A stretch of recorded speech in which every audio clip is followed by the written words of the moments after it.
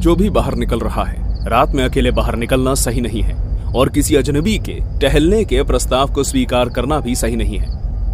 मैं ये बात अब जानती हूँ, लेकिन 2 साल पहले जब मैं पार्क में टहल रही थी तो मैं नहीं जानती थी कि कुछ गलत भी हो सकता है। मैं पार्क की शांति का आनंद ले रही थी कि तभी मैंने अपने सामने किसी की परछाई देखी।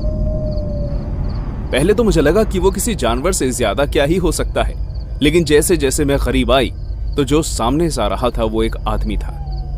मैं घबरा गई, मेरे रोंगटे खड़े हो गए। जिस तरह से वो चल रहा था उसे देखकर मैं घबरा गई, लेकिन फिर अचानक वो एक लैंप पोस्ट से होते हुए गुजरा और मेरे चेहरे पर मुस्कान आ गई। मैं इस आदमी को जानती थी, वो मेरे एक अच्छे दोस्त लूसी का पिता था। हमने कई दोपहर पार्क में बैठकर गप्पे लड़ाते हुए निकाले। मैंने अपना पिछला डर साइड रखा और दोबारा उसकी तरफ जाने लगी। मेरा डर राहत में बदल गया। हे मिस्टर कैस्टर, मैं क्लैरिसा। क्लैरिसा, कितना वक्त हो गया है, हम एक दूसरे से मिले नहीं। कैसी हो तुम? तुम्हारे पेरेंट्स कैसे हैं? उनकी इस तरह आराम से बातचीत करने से मुझे सहारा मिला और मेरा पहले का डर कम होने लगा। हम एक साथ चलने लगे, एक दूसरे से बात करने लगे और अपने पुराने पारिवारिक सफर को याद करके हंसने लगे। रात की हवा का मजा लेते हुए हम बातें करते करते चलते रहे और मैं अपना डर भूल गई। इसके बावजूद बातचीत अजीब होने लगी और मुझे असहज महसूस होने लगा। सो क्लैरिसा, क्या तुम किसी खास को मिल रही हो? वो कहना, मैं हमेशा किसी न किसी तरह की सलाह देता रहता हूँ। उसने अपने होंठ चाटे और मुझे घूर कर देखा। शुक्रिया, लेकिन मैं इस बात का जवाब नहीं देना चाहूंगी। खैर, इसमें तुम्हारा ही नुकसान है। आओ मैं तुम्हें कुछ दिखाऊं। क्योंकि अब मैं डरी हुई नहीं थी, इसलिए मैं बिना हिचकिचाए उनके साथ एक अंधेरी गली में चली गई। उसने मेरा हाथ अब जोर से पकड़ लिया और मुझे अपने साथ साथ ले जा रहे थे।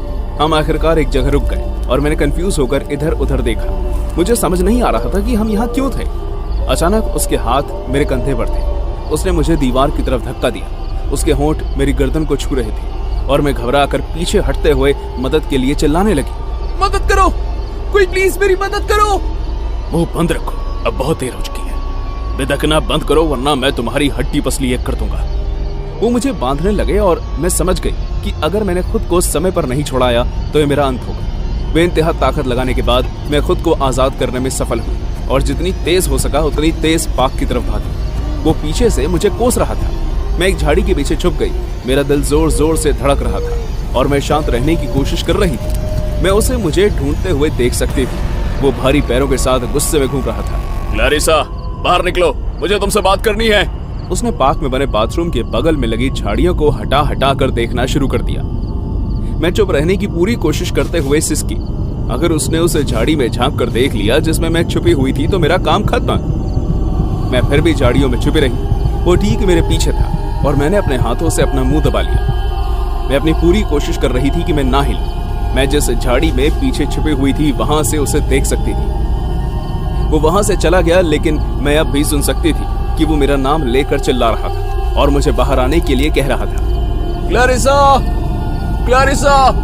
आखिरकार सब शांत हो गया और मैं समझ गई कि वो चला गया है। मैं अपनी छुपी हुई जगह से बाहर निकली और अपनी गाड़ी की तरफ भागी। जल्दी से अंदर बैठकर मैं अपने घर की तरफ निकल गई। जब मैं अपने घर पहुंची तो मैंने कुछ ऐसा देखा जिसे देखकर मेरा दिल थम गया। मेरे घर के बाहर एक हट्टा कट्टा आदमी खड़ा था। उसकी आंखों में गुस्सा भरा था और वो मेरे घर की खिड़कियों में झांक रहा था। वो बाल मैं कभी नहीं भूल सकती।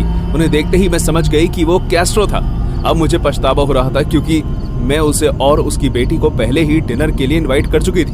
अब वो जानता था कि मैं कहाँ रहती हूँ। इससे पहले कि वो मुझे देख लेता, मैंने अपनी गाड़ी एक सुनसान गली में लगा दी और फौरन पुलिस को फोन कर दिया। हेलो, हाँ प्लीज मदद भेजिए। एक आदमी मेरे घर के बाहर है जिससे मैं डरी हुई हूँ। वो मेरा पीछा कर रहा है और मुझे अगवा करना चाहता है। मैंने उन्हें अपने घर का पता बताया और उन्होंने वादा किया कि वो जल्द ही आ जाएंगे। मेरी खिड़की से बाहर देखते हुए मैंने देखा कि कैस्ट्रो मेरे घर से दूर जा रहा था। रात में उसका रूप और भी ज्यादा रहस्यमयी होता जा रहा था। मैंने सब्र रखते हुए पुलिस के आने का इंतजार किया। मैं प्रार्थना कर रही थी कि उसके यहाँ से जाने से पहले पुलिस आ जाए ताकि वो उसे पकड़ सके।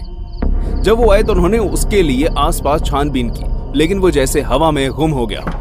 उसकी गाड़ी देखने के बाद जो उन्हें मिला उसे देखकर मैं चौंक गई। गाड़ी की डिक्की में पुलिस को औरतों के कपड़े और एक बैग भर के गहने मिले। पुलिस ने फौरन उस आदमी के खिलाफ सर्च वारंट जारी किया और उसका घर छाना। कुछ दिनों के बाद ये सब खबरों में था। कई जवान लड़कियां बहुत सालों से एक घर में कैद रखी गई थी। मुझे यकीन नहीं हो रहा कि मैं आखिरकार एक ऐसे आदमी का शिकार बन गई थी जो दिमागी हालत से बीमार है।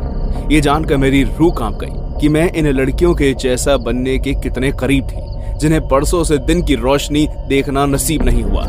मैं उस रात अपनी किस्मत के लिए आभारी थी, लेकिन जो कुछ भी हो सकता था उसके बारे में सोचकर बहुत ही डरी हुई और सदमे में भी थी।